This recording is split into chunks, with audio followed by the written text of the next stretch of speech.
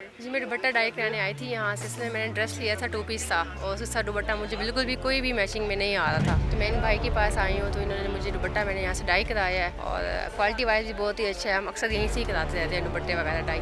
ज़ाहिर सी बात है दुपट्टा औरत दुपट्टे के बगैर नामुकम्मल है, ड्रेस भी नामुकम्मल है। ज़ाहिर सी बात है जब एक औरत का दुपट्टा नहीं होगा ड्रेस के साथ तो ड्रेस भी नामुकम्मल है और मैं समझती हूँ कि दुपट्टा औरत के लिए लाजमी है। वहाँ पे हम ये है कि लॉन के 2 पीस सूट ले लेते हैं और उसके साथ जो भी कलर हो उसके साथ का दुपट्टा डाई करवा लेते हैं। अभी हम ये शॉपिंग कर रहे हैं ईद के हवाले से, ये है कि रश ज़्यादा लगा हुआ है, तो ये है कि हम जो सूट लूँगी उसके साथ का जो है जो कंट्रास्ट होगा वो दुपट्टा कलर करवा लेंगे। जी, मैं यहाँ पे दुपट्टा डाई कराने आई हूँ।